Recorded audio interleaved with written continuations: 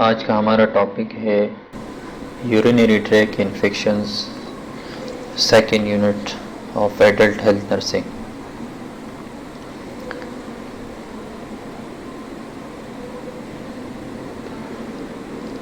Urinary tract infections are classified by location. The lower urinary tract, which includes the bladder and stature below the bladder, or the upper urinary tract, which include the kidneys and ureters. They can also be classified as complicated or uncomplicated or complicated UTIs. अच्छा, urinary track infections को divide किया गया है location के हिसाब से, जो कि अपर यूटीआई है या लोअर यूटीआई, कुछ कॉम्प्लिकेटेड और कुछ अनकॉम्प्लिकेटेड। क्लासिफिकेशन ऑफ यूटीआई जो है, लोअर यूटीआई में सिस्टाइटिस, प्रोस्टेटिस, यूरेथ्राइटिस है। जैसे कि हमने कहा कि यूटीआई को according to the location divide किया गया है, तो उसमें cystitis mean inflammation of the bladder, prostatitis mean inflammation of the prostate gland, and urethritis inflammation of urethra. Upper UTI में है एक्यूट पॉलीनेफ्राइटिस, क्रॉनिक पॉलीनेफ्राइटिस है, रीनल एब्सिस है, interstitial nephritis है। Uncomplicated lower and upper UTI में community acquired infection, common in young women, और complicated lower and upper UTI में often nosocomial acquired and in the hospital and related to catheterisation. Nosocomial infection याद रखिए, ये वो infection है जो कि हॉस्पिटल में ही लगा जाए किसी पेशेंट को। An infection you get while you are in the hospital for another reason, आप किसी और रीज़न के साथ गए हैं hospital, for example respiratory failure के साथ कोई पेशेंट गए हैं हॉस्पिटल में। एक्चुअल कॉज जो है वो रेस्पिरेशन है, रेस्पिरेशन में कोई प्रॉब्लम है, उसकी ट्रीटमेंट हो रही है, पेशेंट जो है वो हॉस्पिटलाइज्ड है, और उसको फॉर एग्जांपल अगर फोलिस कैथेटराइजेशन एडवाइज है, और ड्यूरिंग फोलिस कैथेटराइजेशन जो है किसी कंटामिनेशन की वजह से अगर कोई जर्म जो है अंदर चला जाता है और उसके बाद यूटीआई हो जाता है, तो एक्चुअल प्रॉब्लम जो था वो पेशेंट का रेस्पिरेटरी फेलियर था, और बाद में पेशेंट को यूटीआई भी हो गया। तो ये यूटीआई जो है is a type of nosocomial infection, जो कि हॉस्पिटल में ही लगा पेशेंट को। पहले पेशेंट को यूटीआई नहीं था, लेकिन हॉस्पिटल में ही हुआ। तो हॉस्पिटल में जो कोई इन्फेक्शन लग जाता है किसी पेशेंट को, कोई भी इन्फेक्शन, तो उसको हम कहेंगे नोजोकोमल इन्फेक्शन या एक्वायर्ड, जो कि एक्वायर्ड इन हॉस्पिटल है।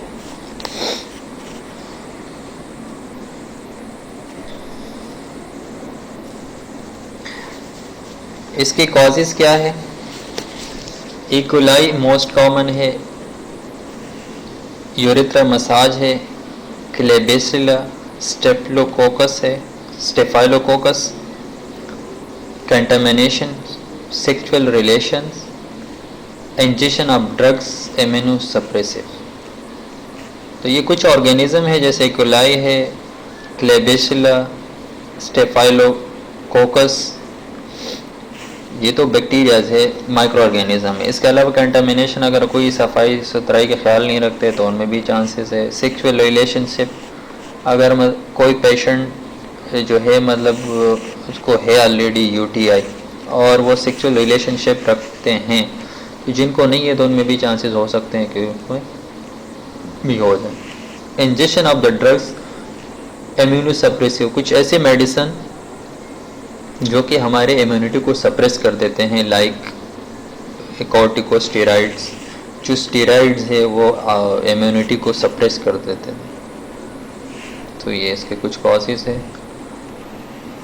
इन्वेस्टिगेशन क्या करेंगे यूटीआई के लिए? Urine culture and sensitive sensitivity urine CS कराएंगे, कल्चर एंड सेंसिटिविटी, उसमें देखेंगे कि कौन सा माइक्रो ऑर्गेनिज्म है और कौन सा एंटीबायोटिक उसके ऊपर इफेक्टिव हो सकता है। यूरिन DR कराएंगे, detail report, clinical manifestation, pain, burning, incontinence of urine, uncomplicated lower UTI, uncomplicated मतलब ज़्यादा कॉम्प्लिकेटेड नहीं, अनकम्प्लिकेटेड। सिस्टाइटिस, अगर यूरिनरी ब्लैडर की इन्फ्लेमेशन हुई हुई है तो वहाँ पे पेन और बर्निंग मैक्चुरेशन, मतलब यूरिन पास करते हुए पेशेंट को पेन की फीलिंग होगी, पेन के साथ यूरिन पास करेगा। Incontinence of urine, upper UTI पॉलीनेफ्राइटिस में fever, chills, lower back pain, nausea and vomiting, headache, malaise and painful urination. Upper UTI में कौन से सिम्टम मिल सकते हैं हमें? फीवर है, चिल्स है। अच्छा, एक चीज़ याद रखिए, चिल्स जो है सबसे ज़्यादा हमें UTI में ही मिल सकता है। जैसे मलेरिया में भी होते हैं चिल्स, लेकिन मलेरिया से भी ज़्यादा हमें चिल, अगर पेशेंट है उसमें फीवर भी हो रहा है और साथ में उसको चिल्स भी है, कपकपाहट जिसको कहते हैं, तो उसको आप मलेरिया कंसिडर तो नहीं कर सकते कि पेशेंट को जो है मलेरिया है। तो याद रखिए आपकी UTI में फीवर भी और फीवर के साथ साथ आपको चिल भी हो सकता है। लोअर बैक पेन होगा, नोजिया, वोमिटिंग, हेडेक, मलेज मीन थकावट, और पेनफुल यूरिन होगा उसको। जब यूरिन पास करेगा तो पेन के साथ ही करेगा, बर्निंग होगा उसको। Complicated UTI, septic shock. Complicated UTI में क्या हो सकता है? सेप्टिक शॉक में जो है आपका पेशेंट चला जाता है कि मतलब बहुत ज़्यादा माइक्रो ऑर्गेनिज्म है, सेप्टिसीमिया है पेशेंट को, माइक्रो ऑर्गेनिज्म की तादाद बहुत ज़्यादा है बॉडी में, जिसकी वजह से, और ये मैंने पहले भी बता दिया था कि सेप्टिक शॉक एक ऐसा कंडीशन है जिसमें आपका BP जो है बहुत बुरी तरीके से, डेंजरली आपका ब्लड प्रेशर जो है वो ड्रॉप हो सकता है। ठीक है, तो ब्लड प्रेशर अगर ड्रॉप होता है तो उसकी कंसेक्वेंसेस भी हमने पहले से डिस्कस किए हैं ऑलमोस्ट, कि आपके पेशेंट को प्रॉपर तरीके से जब सर्कुलेशन नहीं होती, तो सर्कुलेशन, हमें पता है कि हर सेल को ज़िंदा रहने के लिए कुछ ऑक्सीजन और न्यूट्रिएंट्स की ज़रूरत होती है। तो जब प्रॉपर तरीके से सर्कुलेशन नहीं है, इसका मतलब है कि हर सेल को प्रॉपर तरीके से न्यूट्रिएंट्स भी नहीं पहुंच पा रहे। ठीक है, और ख़ास तौर पर ब्रेन को, जिसके कंट्रोल में हमारे सारे सिस्टम्स है। तो कॉम्प्लिकेटेड UTI में सेप्टिक शॉक भी हो सकता है। Medical management, high fluid intake 2 litre daily. Patient को एडवाइस करेंगे ज़्यादा से ज़्यादा फ्लूइड इनटेक की, क्योंकि जो माइक्रो ऑर्गेनिज्म है, जो इन्फेक्शन है, वो फ्लैश आउट हो जाए बॉडी से through urine. Potassium citrate mixture, सेट्राल्का के नाम से एक सिरप आता है, 10 ml 3 times daily in half glass of water. It alkalines the urine and relieves dysuria. Potassium citrate जो कि एक मिक्सचर है, सेट्राल्का के नाम से एक सिरप आता है, 10 ml हाफ ग्लास वाटर में डिज़ोल्व करके पेशेंट को पिलाएंगे, एडवाइस करेंगे दिन में 3 दफ़ा 8 आवर्ली में। ये यूरिन को क्या कर देते हैं? अल्कलाइन कर देते हैं, क्योंकि यूरिन ज़्यादा एसिडिटी की वजह से भी बर्निंग होती है। ठीक है, और जब एसिडिटी कम होती है तो साथ साथ वो पेन भी हेल्प आउट करेगा कम होने में। एंटीबायोटिक्स में सेफ्रोफ्लॉक्सासिन, नॉरफ्लॉक्सासिन, और ciprofloxacin the best choice of drugs जो है ये UTI के लिए कंसिडर किया जाता है। जेनरिक नेम इसके सेफ्रोफ्लॉक्सासिन है, सेफ्रॉक्सिन के नाम से भी आता है, नोविडेट के नाम से भी आते हैं, और शायद और भी बहुत सारे नाम जो हैं trade names. 250 to 500 mg BID देंगे पेशेंट को 1 to 3 days एडवाइस करेंगे। नॉरफ्लॉक्सासिन नोरॉक्सिन के नाम से 400 mg BD for 1 to 3 days। Safety measurements क्या होंगे? मेंटेन हाइजीन, सबसे ज़्यादा फोकस जो है वो सफाई पे रखने चाहिए, हाइजीन केयर जिसको हम कहते हैं। Shower rather than bath in bath tub because bacteria in the bath water may enter the urethra. एक और चीज़ याद रखें, उमूमन फीमेल में यूटीआई ज़्यादा होती है एज़ कम्पेयर टू मेल। तो इसका आंसर क्या हो सकता है?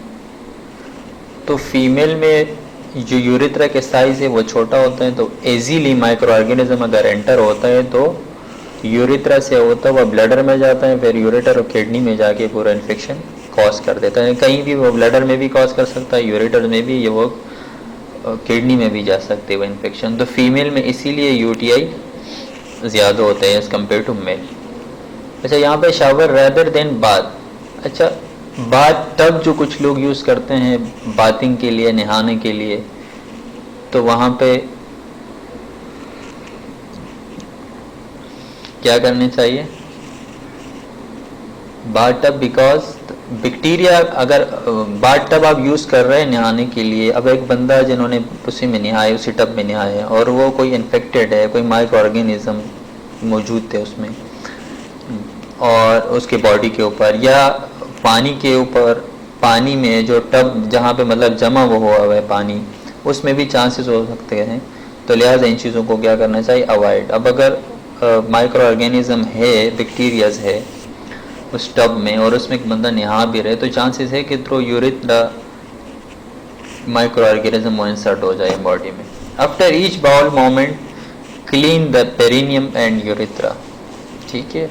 और डेफिकेशन के बाद जो है या यूरिनेशन के बाद उस एरिया को क्लीन करने चाहिए प्रॉपर तरीके से, ताकि चांसेस कम हो यूटीआई के। फ्लूइड इंटेक को कैसे रखेंगे? Drink liberal amount of fluids to flush over bacteria. अच्छा, लिबरल जो है ये एक लैटिन वर्ड है, लिबरलिज्म से लिया गया है। लिबरलिज्म मीन फ्री, आज़ादी जिसको हम कहते हैं। तो यहाँ पे इस लिबरल मीनिंग आप कंसिडर करेंगे कि ड्रिंक लिबरल, फ्री अमाउंट में आप पेशेंट को फ्लूइड का एडवाइस करेंगे कि ज़्यादा से ज़्यादा पानी पिए। जैसे कि पहले भी मैंने कहा था कि जो माइक्रो ऑर्गेनिज्म है, बैक्टीरिया है, वो फ्लश आउट हो जाए बॉडी से। Clear? Avoid coffee, tea, alcohol and other fluid that are urinary tract irritants. हर वो चीज़ को अवॉइड करेंगे जिसकी वजह से यूरिनरी ट्रैक इरिटेंट।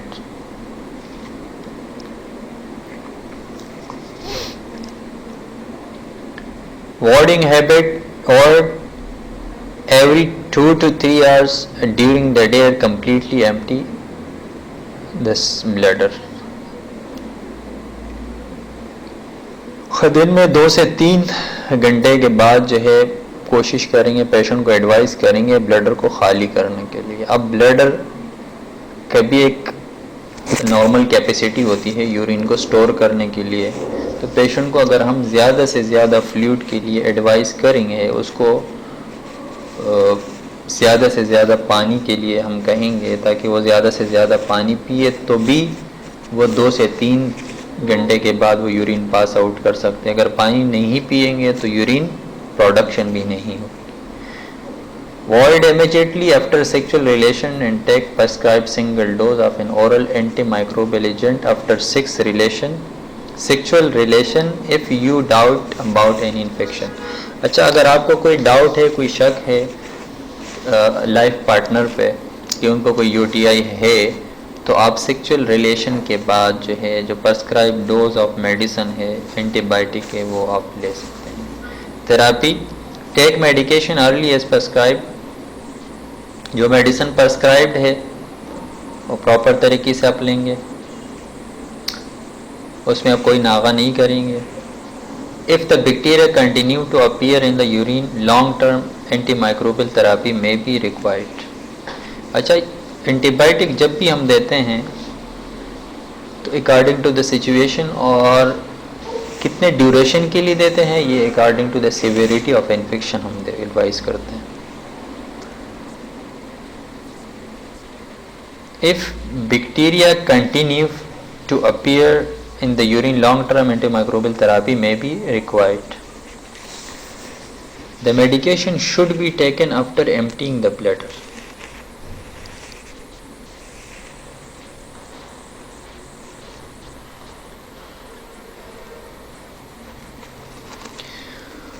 ठीक है, क्लियर हो गया ये। सेकेंड डिजीज है acute glomerulonephritis, acute inflammation of the glomerular capillaries. तो ये तो एनाटॉमी फिजियोलॉजी में हम ऑलरेडी पढ़ चुके हैं, उसका स्ट्रक्चर भी कि ग्लोमेरुलरस की स्ट्रक्चर कैसे होता है। ये एक्चुअली तीन ही फिल्टर्स हैं। एक फिल्ट्रेशन प्लांट है, ये तो हम सबको पता है कि जो हमारे किडनी है वो एज ए फिल्ट्रेशन प्लांट ही काम करते हैं बॉडी में। जितने भी अनवांटेड चीज़ें हैं जैसे यूरिया है, क्रेटिनिन है, तो ये सारी चीज़ें क्या कर देते हैं, फिल्टर आउट कर देते हैं बॉडी से। तो अब एक्यूट ग्लोमेरुलोनेफ्राइटिस, वो तीन ही फिल्टर्स जो है, वो जो ट्यूब लाइक स्ट्रक्चर्स है, उसकी क्या हो जाती है, इन्फ्लामेशन हो जाती है। अच्छा, अकर्स एट एनी एज, तो याद रखिए ये किसी भी एज में हो सकता है, यंग में भी हो सकता है, ओल्ड एज में जाके भी एक्यूट ग्लोमेरुलोनेफ्राइटिस हो सकता है। Typically has an abrupt onset preceded by an latent period between the streptococcal infection and the first indication of the renal involvement, averaging 10 days।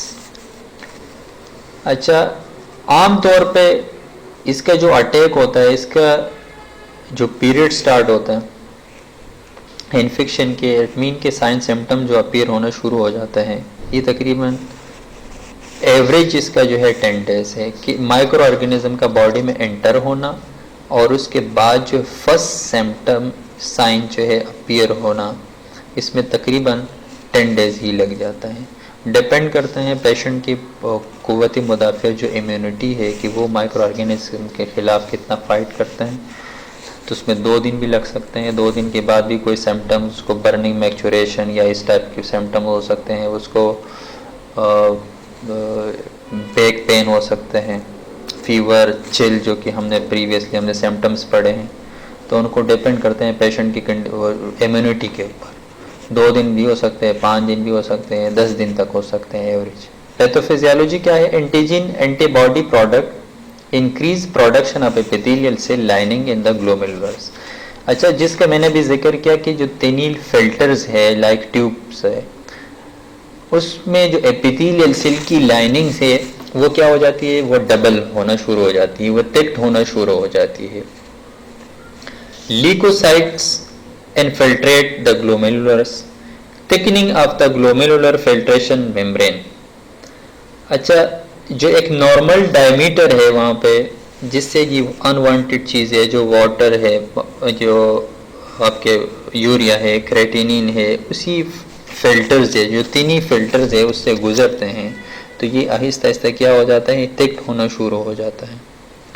तो ग्लोमेरुलर की ही बात हो रही है कि उस ग्लोमेरुलर की जो तीन ही ट्यूब्स है वो क्या हो जाता है, वो थिक होना शुरू हो जाता है, जिसकी वजह से आपके ग्लोमेरुलर फिल्ट्रेशन, जिसको हम कहते हैं GFR, वो डिक्रीज हो जाता है। GFR डिक्रीज हो जाता है, ग्लोमेरुलर फिल्ट्रेशन रेट कम हो जाता है, जो कि नॉर्मली आपके 90 to 120 ml पर मिनट होनी चाहिए, इससे ये डिक्रीज हो जाता है। ठीक है, तो जब GFR नॉर्मल का हमें पता चल गया कि 90 to 120 ml पर यूनिट होनी चाहिए, इससे अगर डिक्रीज हो जाता है, वो ट्यूब लाइक स्ट्रक्चर जो थिक हुए हुए पूरे तरीके से वहाँ से फिल्टर आउट नहीं होते अनवांटेड चीज़ें, तो ये वाटर और ये अनवांटेड चीज़ें जैसे यूरिया है, क्रेटिनिन है और बाकी चीज़ें, ये आपकी बॉडी में रिटेन होना शुरू हो जाएंगे। इसका जो नॉर्मल लेवल है वो बढ़ना शुरू हो जाएगा। Manifestation, protein, urea, albumin which is present, urine में ये सारी चीज़ें प्रेजेंट होते हैं। Serum urea and creatinine level में rise as urine output drops, the patient में बी एनेमिक। अच्छा, जैसे जैसे यूरिन आउटपुट कम हो जाता है ड्रॉप हो जाता है तो हमारे पास जो यूरिया है, क्रेटिनिन, इसके लेवल जो है हमें बढ़ा हुआ मिलेगा। उसका रीज़न ये एक नॉर्मल फिनोमेना है, किडनी जो है एज अ फिल्ट्रेशन प्लांट काम कर रहे हैं। अब अगर किडनी में है कोई इशू, और ख़ासतौर वो जगह जो फिल्ट्रेशन ट्यूब्स की जो तीनों ट्यूब्स है वहाँ पे मतलब उसकी जो ओपनिंग अगर थिक्ड हुई है तो प्रॉपर तरीके से जीएफआर नहीं होगी। अब जीएफआर जो ग्लोमेरुलर फिल्ट्रेशन रेट अगर है ही नहीं, वो डिक्रीज हो रहा है, तो साथ साथ फ्लूइड जो है वो रिटेन हो रहा है बॉडी में, तो ये बाकी चीज़ें भी रिटेन ही होगी। जैसे यूरिया है, क्रेटिनिन है, तो यूरिन आउटपुट जैसे जैसे ड्रॉप होती है तो याद रखना क्रेटिनिन और यूरिया के लेवल हमें बढ़ा हुआ मिलेगा। Some degree oedema and hypertension is noted in 75% of patient. Oedema mean accumulation of fluid in tissue. जब बॉडी से फ्लूइड जो है वो यूरिन के फॉर्म में, जो किडनी प्रॉपर तरीके से यूरिन के प्रोडक्शन कर ही नहीं रहे, वहाँ से एक्सक्रीट आउट नहीं हो रहा, तो बॉडी में फ्लूइड क्या हो रहा है, जमा होता जा रहा है, तो एडिमा भी हो सकता है। और साथ साथ ये फ्लूइड जो है आपके सर्कुलेटरी सिस्टम में भी इसकी सर्कुलेट होता है, तो हाइपरटेंशन भी हो सकता है। तकरीबन 75% पेशेंट में जो है हाइपरटेंशन भी नोट किया गया है और oedema. In the more severe form of the disease the patient also complain of headache, malaise and pain. और जब बहुत ज़्यादा सेवेरिटी होती है तो पेशेंट को हेडेक भी रहता है, थकावट भी रहते हैं पेशेंट को, और पेन की भी कंप्लेन करते हैं patient. Clear? Okay.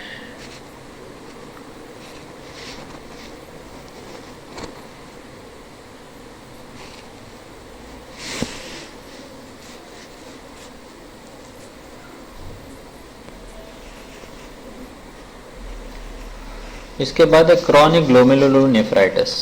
Acute glomerulonephritis हमने पढ़ा। नेक्स्ट इसके बाद जो है क्रॉनिक ग्लोमेरुलोनेफ्राइटिस। ये क्या है? Chronic glomerulonephritis may be due to the repeated episode of the acute glomerulonephritis. जो सिम्टम्स हमने एक्यूट में पढ़े, यही चीज़ें बार बार इसकी रेपिटिशन होती है, एक रिपीट एपिसोड हो जाते हैं बार बार, फिर रिवर्ट हो जाते हैं, पेशेंट जाते हैं हॉस्पिटल, मेडिसिन उन्होंने ले लिया, पेन किलर्स वगैरह, फीवर अगर हो रहा है उसको सबसाइड करने के लिए चीज़ें उन्होंने यूज़ की है, तो 12 चीज़ें जो है रिजॉल्व हो जाती हैं। लेकिन ये बार बार ये जब चीज़ें हो जाती है तो जो ग्लोमेरुलोनेफ्राइटिस है, जो न्यूमेरस ग्लोमेरुलाई है, और their tubules become scarred and the branches of the renal artery are थेकेंड।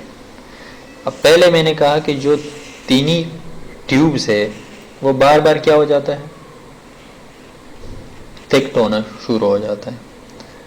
तो आहिस्ता आहिस्ता अगर मंथ में, महीने में 3-4 दफ़ा, 2 महीने में 6-7 दफ़ा हो जाता है, तो आखिर एक ऐसा स्टेज आता है कि वो वहाँ जो ट्यूब्स है वो स्कार्ड बनना शुरू है। सही है। और जो रेनल आर्टरी है ख़ासतौर जो सप्लाई कर देते हैं किडनी को, वो भी टेक्ट हो जाता है। सही। क्लिनिकल मैनिफेस्टेशन इसके the symptom of chronic glomerulonephritis vary, मुख्तलिफ हो सकते हैं। Some patient with severe disease have no symptom at all for many years. The first indication of the disease may be a sudden severe nose bleeding, a stroke, or in a seizures. तो ये depend करते हैं patient to patient.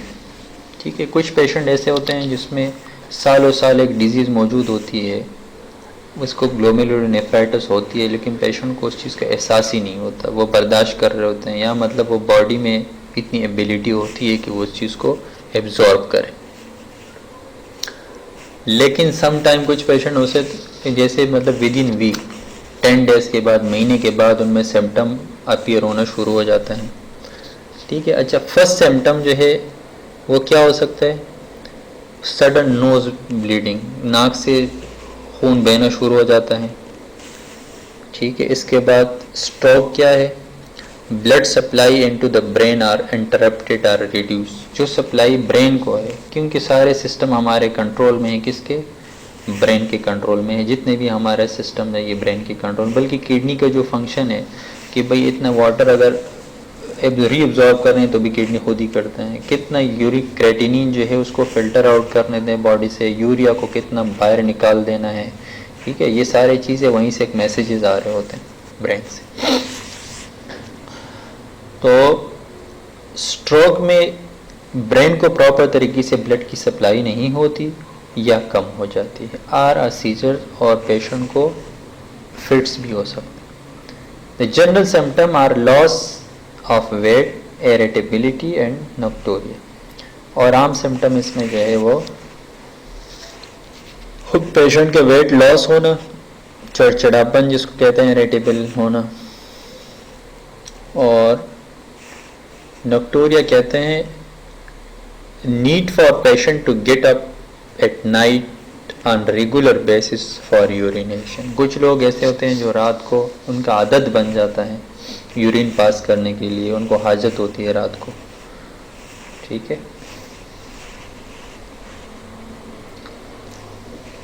इसके बाद है renal abscess. Renal abscess क्या है? Renal abscess में be localised to the renal cortex और extend into the fatty tissue around the kidneys.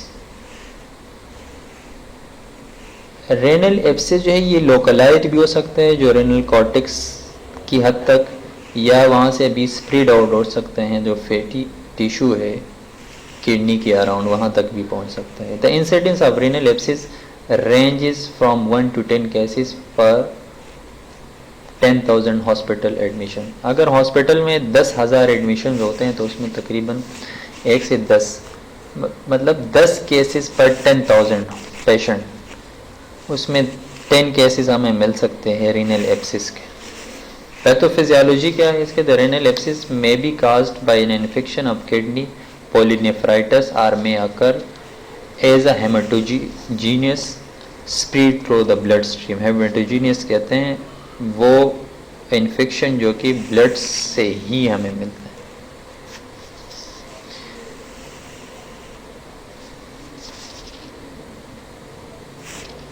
The finding organism includes staphylococcus, प्रोटोस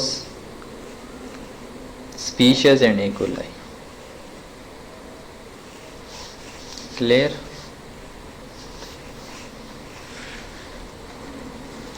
management इसका है स्मॉल लोकलाइज्ड एब्सेस आर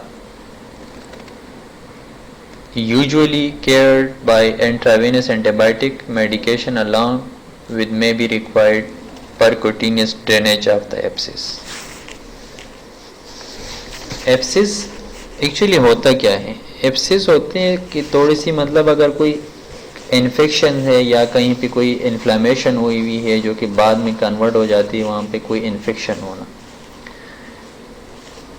शुरू में मतलब अगर कोई इन्फ्लेमेशन है, इन्फ्लेमेशन, फिर अगर आप इन्फ्लेमेशन को केयर नहीं करते हैं, उसकी ट्रीटमेंट नहीं करते हैं, तो वो कन्वर्ट हो जाते हैं किसमें? इन्फेक्शन में। इन्फेक्शन पर हमें पता है कि वहाँ पे माइक्रो ऑर्गेनिज्म प्रेजेंट होती है।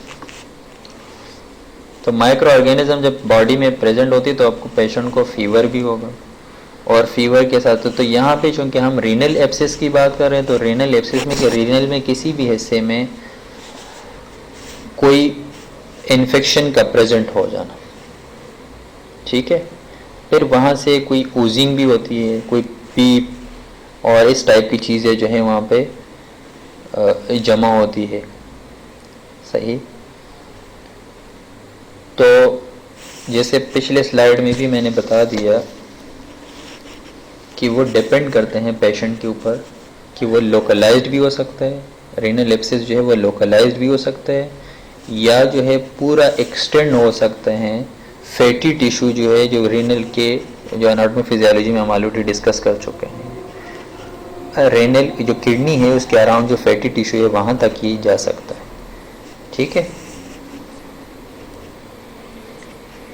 तो अगर ये लोकलाइज्ड है कि स्मॉल लोकलाइज्ड छोटा सा मतलब अगर कोई इन्फेक्शन है तो इस ये थ्रू आईवी एंटीबायोटिक अगर हम पेशेंट को एडवाइस करेंगे तो इससे में भी रिजॉल्व हो सकता है ये ख़त्म हो सकता है। वहाँ जो इन्फेक्शन है, जो ऊजिंग है, या जो मतलब कंटेमिनेटेड चीज़ें उसके अंदर है, जो ब्लड होती है वहाँ पे ऊजिंग ऑफ ये फ्लूइड और ब्लड जो है आपस में मिलके वहाँ पे जमा हो जाता है।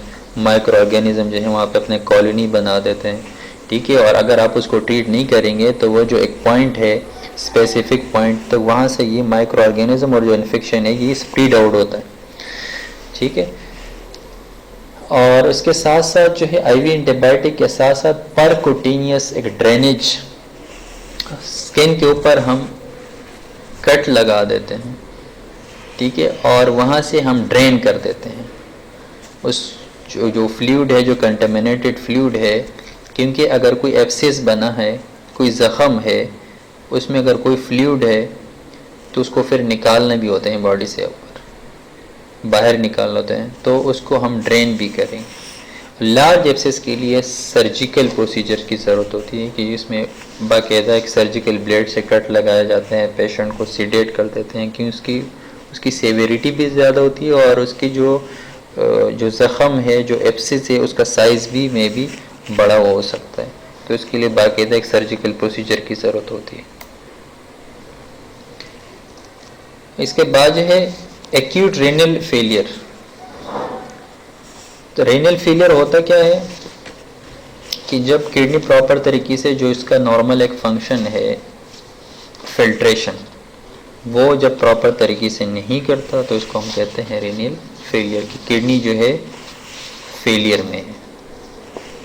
तो acute and reversible deterioration of renal function which develop over a period of days or rarely weeks, in which the urea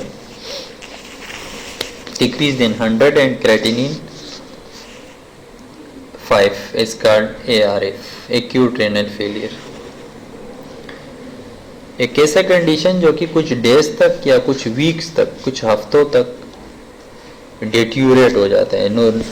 जो किडनी का नॉर्मल फंक्शन है वो क्या हो जाता है, डिटेरियोरेट हो जाता है, लेकिन कुछ डेज, फॉर एग्जांपल 5 दिन, 6 दिन या हफ्ता 10 दिन, लेकिन उसके बाद जो है खुद ब खुद रिवर्स हो जाता है।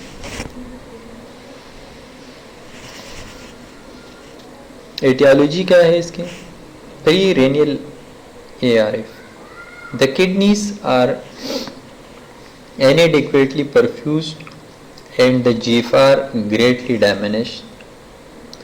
This may be due to the decreased cardiac output and cardiac failure, hemorrhage, severe dehydration. Free renal acute renal failures में क्या होगा कि जो GFR है, जिसका हमने पहले जिक्र किया है, ग्लोमेरुलर फिल्ट्रेशन रेट जो है ये बहुत ज़्यादा हद तक जो है ये कम हो सकता है। और ये किसकी वजह से, ये कार्डिक आउटपुट की कम होने की वजह से, या कार्डिक फेलियर होने की वजह से, या कहीं सीवियर ब्लीडिंग की वजह से भी हो सकती है, सीवियर डिहाइड्रेशन की वजह से भी हो सकती है। कोई गन शॉट है या कोई मतलब रोड पे कोई एक्सीडेंट हुआ है, बहुत ज़्यादा पेशेंट से ब्लीडिंग हुई हुई है, तो उस कंडीशन में भी ये GFR के ऊपर इफ़ेक्ट हो सकता है फॉर द टाइम बीइंग, कुछ डेज़ के लिए या कुछ हफ्तों के लिए। जैसे चीज़ें वो जो ब्लड है, अगर आप पेशेंट को ट्रांसफ्यूज़ कर रहे हैं ब्लड, और उनके हालात जो है कुछ दिनों में, कुछ या वीक्स में वो बेहतरी की तरफ जाते हैं, तो आहिस्ता आहिस्ता जैसे मतलब जो एक्चुअल कॉज है, जो कॉजेटिव एजेंट आप समझ लें कि अगर कोई ब्लीडिंग हुई हुई है, ब्लड को आप ट्रांसफ्यूज़ कर रहे हैं, तो साथ साथ आपका GFR के ऊपर भी इफेक्ट पड़ेगा, जो कि जैसे हमने कहा था कि ग्रेटली डैमेज्ड वो ज़्यादा हद तक कम भी हो सकते हैं, तो आहिस्ता आहिस्ता वो इम्प्रूव भी हो सकता है।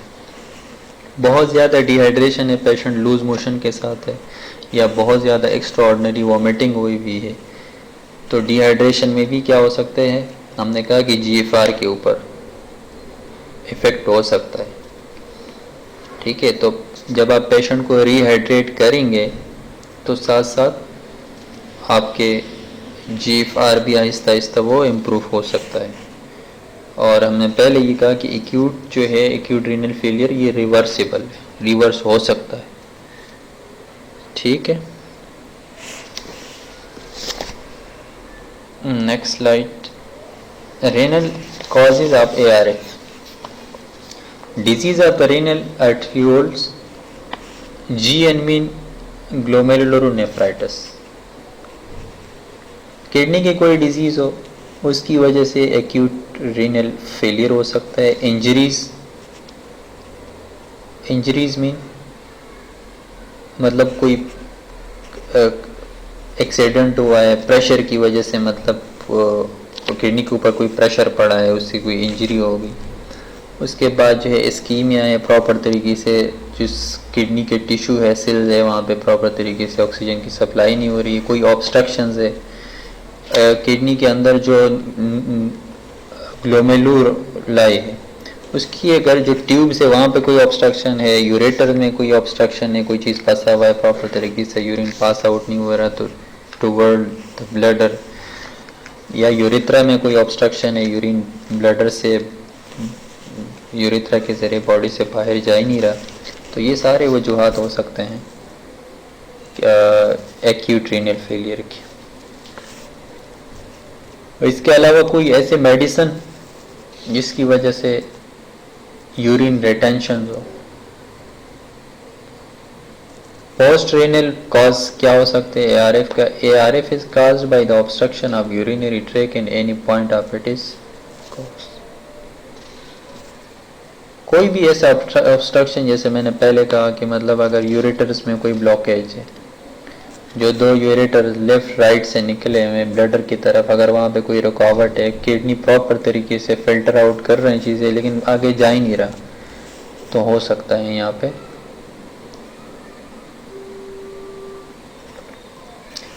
डायग्नोस्टिक स्टडी क्या करेंगे? द कंप्लीट हिस्ट्री, पेशेंट से प्रॉपर तरीके से हिस्ट्री लेंगे। द क्लिनिकल फाइंडिंग्स, जो हमें नज़र आ रहे होते हैं पेशेंट में, फाइंडिंग में जब हम हेड टू फिजिकल एग्जामिनेशन करेंगे, जो फाइंडिंग हमें नज़र है, जैसे पेशेंट एनेमिक है हमें नज़र आ रहे होते, तो सारी चीज़ें फाइंडिंग्स हम डॉक्यूमेंट करेंगे।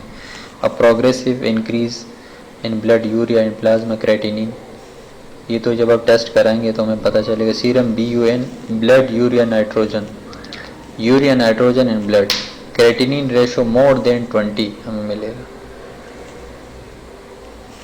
एक्यूट रेनल फेलियर में हमें क्रेटिनिन जो है वो मोर देन 20 मिल सकता है। यूरिन सोडियम ये 20 से कम हो सकता है, MEQ पर लीटर, मिली इक्वल पर लीटर हमें मिल सकता है। तो मैनेजमेंट क्या होंगे? Identify the cause and correct if it possible. सबसे पहले कॉज को ढूंढ लेंगे। जैसे मैंने पहले कहा कि पॉजिटिव एजेंट जिसकी वजह से ये इशू क्रिएट हुआ है उसको रिजॉल्व करेंगे, सॉल्ट आउट करेंगे, तो सारी चीज़ें ऑटोमेटिक सीधी हो जाएगी। इफ हाइपोवोलीमिया और septicaemia restore circulation by replacing blood, plasma and saline as indicated. अगर हाइपोवोलीमिया है, हाइपोवोलीमिया मीन फ्लूइड का कम हो जाना, decrease fluid volume in body, या सेप्टिसीमिया, तो हम क्या करेंगे? ब्लड के ज़रिए, अगर एज भी कम है पेशेंट के तो हम ब्लड भी ट्रांसफ्यूज कर सकते हैं, ब्लड प्लाज्मा, या सलाइन जो एसिटोनिक फ्लूइड्स है, नॉर्मल सलाइन के ज़रिए हम हाइपोवोलीमिया को ट्रीट कर सकते हैं उसको। Maintain serum electrolytes, sodium, potassium, magnesium को हम पहले चेक करेंगे, अगर कम है तो हम उसको भी मेंटेन कर सकते हैं। अवॉइड नेफ्रोटॉक्सिक ड्रग्स, वो ड्रग्स जिसकी वजह से किडनी के ऊपर इफेक्ट हो सकता है, जो नेफ्रोटॉक्सिक है वो हम अवॉइड करेंगे। और उसका एग्जांपल जो है वो एंटी प्लेटलेट, जो हम ख़ास तौर पेशेंट में यूज़ करते हैं, क्लोपेडोग्रेल टैबलेट को, क्लोपेडोग्रेल जो हम यूज़ करते हैं, तो ऐसे मेडिसिन को हम क्या करेंगे? अवॉइड करेंगे। और भी बहुत सारे मेडिसिन होंगे। Fluid overload, this manifest as nausea, headache, lethargy, evaluated JVP, pulmonary oedema, ascites and pleural and pericardial effusion. Fluid overload की वजह से क्या हो सकता है? Nausea, headache, lethargy, lethargy mean सुस्ती जिसको कहते हैं। जेवीपी जो है हमें बढ़ा हुआ मिलेगा। पल्मोनरी एडिमा हो सकता है फ्लूइड, क्योंकि बॉडी में फ्लूइड का लेवल जो है बढ़ा हुआ है तो फ्लूइड कहीं ना कहीं शिफ्ट हो सकता है, तो पल्मोनरी में एडिमा भी हो सकता है। असाइटिस जो एब्डोमिनल कैविटी में भी फ्लूइड की एकमुलेशन हो सकती है। प्लूरल भी, पेरिकार्डियल इफ्यूजन भी हो सकता है। Hypertension cause by the fluid overload, और ज़्यादा फ्लूइड की वजह से क्या हो सकता है? हाइपरटेंशन भी हो सकता है। मैनेजमेंट हम करेंगे इसके salt and water restriction, patient को ज़्यादा साल्ट और ज़्यादा पानी से क्या करेंगे? रेस्ट्रिक्ट करेंगे। डायरेटिक्स देंगे, ऐसी मेडिसिन देंगे जिससे फ्लूइड जो है फ्लश आउट हो जाए बॉडी से, लाइक लैसिक, फ्रोसिमाइड। और dialysis if above major fail, अगर डायरेटिक्स से चीज़ें रिकवर नहीं हो तो पेशेंट जो है वो डायलिसिस की तरफ ही जा सकता है। डायलिसिस करेंगे अगर साल्ट या वाटर रेस्ट्रिक्शन की वजह से चीज़ें रिजॉल्व ना हो या डायरेटिक्स से, तो हम डायलिसिस करेंगे पेशेंट के। मेटाबॉलिक एसिडोसिस में क्या करें? मेटाबॉलिक एसिडोसिस है क्या? जिसमें आपका पीएच भी कम होगा और साथ में बाइकार भी कम होगा। तो metabolic is a dietary protein yield 50 to 100 millimole per day which must be excreted by the kidneys to preserve acid base homeostasis. Due to the renal failure, this acid accumulate in the body resulting in the metabolic acidosis. तो metabolic acidosis में होता क्या है कि जो protein है ये blood में ही फिर जमा हो जाता है। 50 to 100 मिलीमोल पर डे जो है, और किडनी इसको एक्सक्रीट आउट कर देते हैं। लेकिन किडनी फेलियर होने की वजह से उस कंडीशन में जो है ये फिर इसकी कमुलेशन हो जाती है बॉडी में और सर्कुलेट हो जाते हैं बॉडी में, ब्लड में। मैनेजमेंट क्या है इसके? रिस्ट्रिक्शन, आप डाइटरी प्रोटीन इसको रेस्ट्रिक्ट करेंगे, जो डाइटरी प्रोटीन है उसको रेस्ट्रिक्ट करेंगे, क्योंकि ऑलरेडी इसकी जो क्वांटिटी है वो बॉडी में ज़्यादा है, ब्लड में ये सर्कुलेट हो रहा है due to the metabolic acidosis. Sodium bicarbonate और डायलिसिस करेंगे पेशेंट के फाइनली।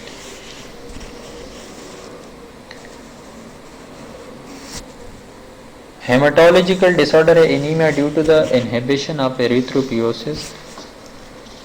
एनीमिया होगा, पेशेंट में ब्लड की कमी होगी due to the inhibition of erythropoiesis, the production of RBC हो नहीं रही तो उसकी वजह से एनीमिया होगा, पेशेंट में ब्लड की कमी होगी। मैनेजमेंट करेंगे transfusion blood and injection, erythropoietin injection, एपिरेक्स और एपोकाइन, ये दोनों नाम से, ये ट्रेड नेम है, इसके नाम से इंजेक्शन मिलता है। एरिथ्रोपोइटिन या पेशेंट को ब्लड ट्रांसफ्यूज करेंगे या ये इंजेक्शन लगाएंगे पेशेंट को। यूरेमिक सिंड्रोम, यूरेमिक सिंड्रोम कहते हैं condition in which the small blood vessel damage and inflamed in the kidneys. Uraemic syndrome किसको कहते हैं? जो स्मॉल ब्लड वेसल्स है वो या तो डैमेज हो जाते हैं या उसकी इन्फ्लेमेशन हो जाती है। Sorry. It is manifested as anorexia, nausea, vomiting, pericardial effusion, coma. इस कंडीशन में यूरेमिक सिंड्रोम में पेशेंट को जो है एनोरेक्सिया हो सकता है, भूख न लगना, नोजिया, बदली जिसको कहते हैं, वोमिटिंग, पेरिकार्डियल इफ्यूजन। कार्डिक में जो आउटर लेयर है उसके बाहर जो एक लेयर है वहाँ पे फ्लूइड जमा हो जाना, कोमा में जा सकते हैं पेशेंट। उसके management, onset of uraemic syndrome need emergency dialysis. जैसे पहले का यूरेमिक सिंड्रोम, अगर वहाँ पे कोई ब्लड सेल जो है वो डैमेज, वो ब्लड वेसल डैमेज है या उसकी इन्फ्लामेशन हुई है, तो उन कंडीशन में पेशेंट के डायलिसिस होना लाजमी होता है। Prognosis, renal function in the prerenal failure return to normal completely once normal renal perfusion has been restore in early stages. अच्छा, परफ्यूजन क्या है? Perfusion mean bathing an organ और टिश्यू विद अ फ्लूइड। अब यहाँ पे चूँकि हम बात कर रहे हैं परफ्यूजन, रेनल परफ्यूजन के, तो एक दफ़ा शुरू में अगर इस चीज़ को रूल आउट किया जाए और प्रॉपर तरीके से, जिस इशू की वजह से किडनी जो है वो फेलियर की तरफ जा रहा है, तो एक दफ़ा अगर परफ्यूजन हो जाए तो ये रिकवर हो सकता है, लेकिन शुरू में, इनिशियल स्टेज, अर्ली स्टेज में। If oliguria persists in spite of restoration of circulation to normal, then acute tubular necrosis is likely to have developed.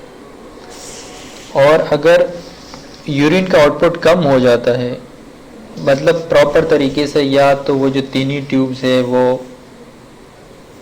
Inflamed है, या वहाँ पे कोई ब्लॉकेज है, किसी भी वजह से किडनीज है वो प्रॉपर तरीके से प्रोडक्शन ऑफ यूरिन नहीं कर रहा, तो ओलिगोरिया मीन यूरिन आउटपुट कम हो जाना।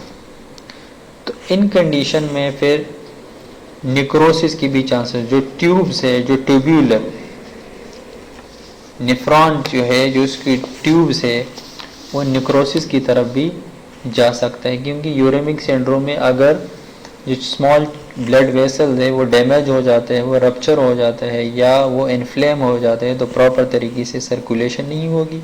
सर्कुलेशन जब नहीं होती तो वहाँ पे इस्केमिक चेंजेस और एंड देन निक्रोसिस, वहाँ पे सेल्स या जो टिश्यू है उसकी बाकायदा तौर पर उसको निक्रोसिस हो सकती है।